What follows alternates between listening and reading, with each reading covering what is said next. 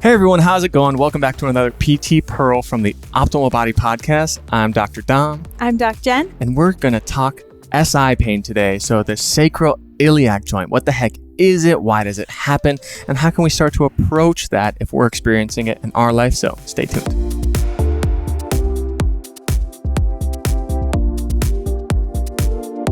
So what the heck is a sacroiliac? Yeah, what is the SI? So the SI joint, the sacral part or the sacrum is that thing right at the bottom of your spine. Like right at the bottom of your vertebrae, your spine come down and then boom, they hit this big old sacrum, right? And it's basically like our last vertebrae and they're all fused together, but they're supposed to be. On the sides, they have these big iliac crests and these big iliacus bones that attach into the sacrum, and that's where we see this SI joint. Mm-hmm. Right? Yeah. So it's like, think of it like where your hips meet your tailbone. That's kind of like the easiest way to kind of think about it. And so at that very low back, right? If we're like, it's not quite in my low back, it's like a little bit lower than where my spine feels like it is. That is usually where people can pinpoint those symptoms of pain that they're experiencing. Yeah. One of the most common things, or something that I learned, I think, in PT school, is if someone can reach around to their back and point on it with one finger, we're like, oh, it's sacroiliac pain is kind of in our group of what we might be thinking, especially if it's on those little knobby things right on the back of your hip. It's like, that's pretty localized to where the SI joint is. So SI pain. Yeah. And the thing about diagnosing it, it's kind of funny, like how we test it is we basically just do things to irritate it, right? So it's like, okay, let's squeeze your hip bones and see if you feel some pain or pressure back there. Let's push those hip bones apart to see if you feel some pain or pressure back there.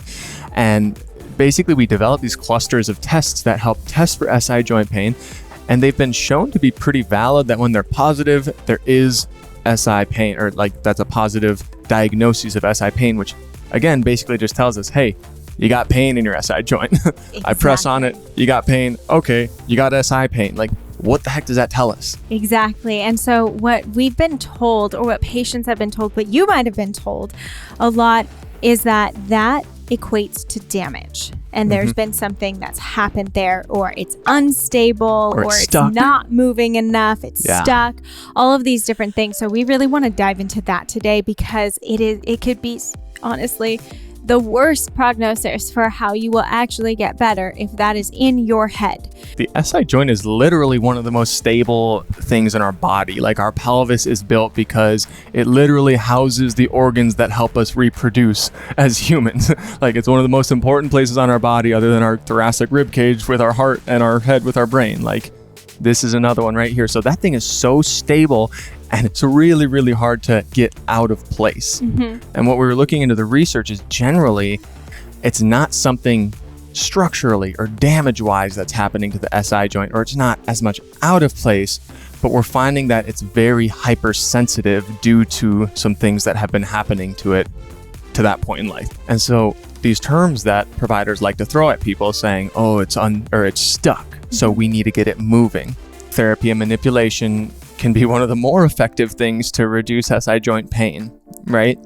And where people sell that it's getting you moving, or it's getting that SI joint moving, what is actually happening more so is we get an analgesic effect, meaning we get a reduction in pain due to our own brain sending signals down saying, oh, hey, let's have less pain down there. So it actually reduces that sensitivity of the SI joint. It doesn't get it moving.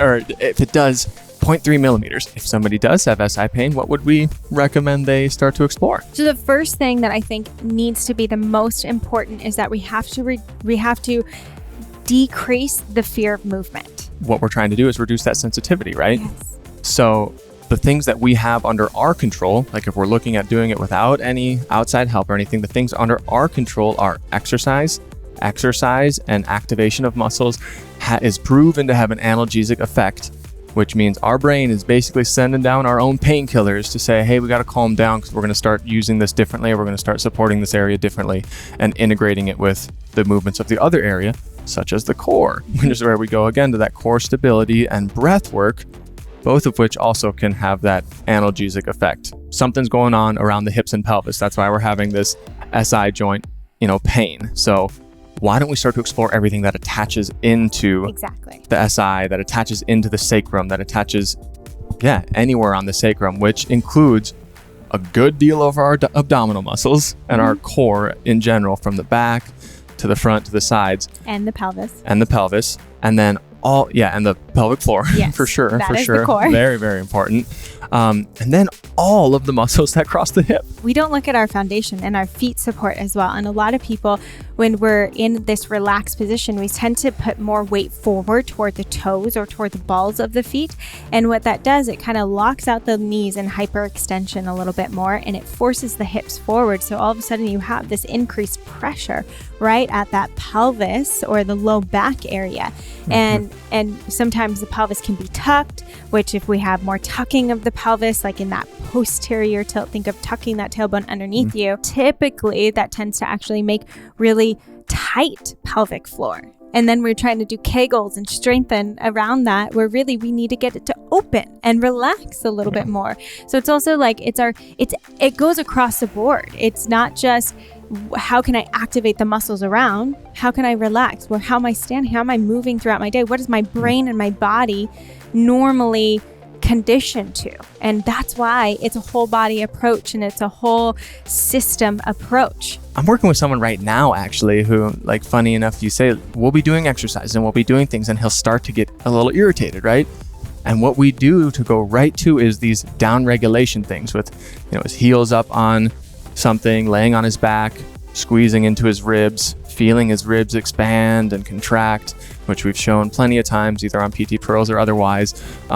And without doubt, he'll start to desensitize that area and be like, okay, it's gone, I'm feeling good now. Maybe let's get back into another set. That first sign of pain isn't a reason to have fear or, intensify yourself because of it. It's your body just talking to you, saying like, hey, could you do something to help us calm down a little bit before you might do another set? And I also remember one client that I had, he was previously going to a physical therapist back in New York, where he just had this SI pain continuing all the time.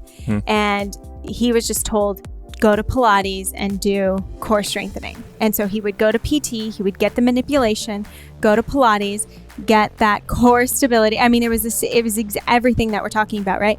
And he would feel better for about 20 minutes to 1 hour, and then he would have pain again. Yeah. And that was just the cycle of what he was told over and over again.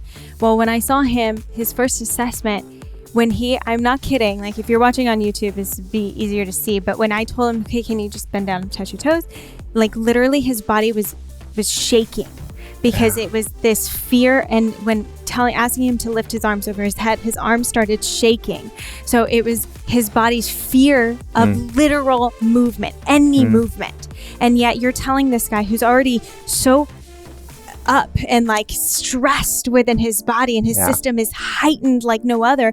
You're telling him to just go and do Pilates and stabilize even more and make that system even tighter.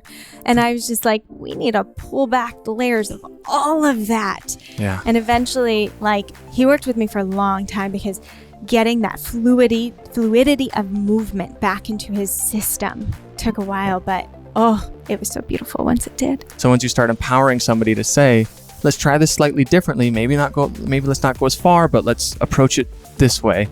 And if you give them that power to do that movement, that's when we start breaking down those fear barriers, reducing that overall inflammation, bringing down sensitivity right away. And then you throw in breath work. I mean, our pain's already cut in half. So it's like, when we focus on those things right away, rather than smashing into the SI joint and trying to do all our manual stuff and whatnot, we can just create a whole systemic environment in our body that is going to cause that pain to do different things, even once we get into manual or exercise techniques. Thanks so much, guys, for tuning in again for another awesome episode where we chat through some diagnoses and hopefully break down some of those thoughts that you previously had about it. And if you have more questions, leave them in the comments below so that we know what you want to see and what you want to attack, and we know how to help you in your body. So thanks for tuning in.